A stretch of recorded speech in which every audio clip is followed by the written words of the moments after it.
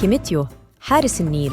مغامرات مستوحاة من الحياة في مصر القديمة في الأيام الأخيرة للملك الأسد العظيم.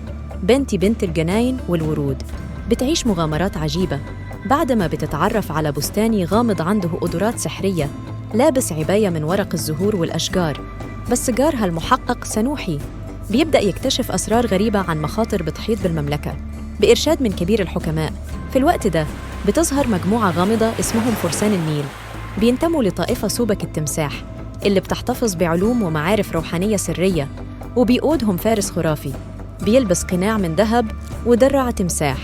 ساعتها بيظهر الأمراء الفضيين وبيستعدوا لمؤامرة عشان يستعيدوا البلاد لسلالتهم من ملك بلاد كيميت الأسطوري المعروف بالملك الأسد.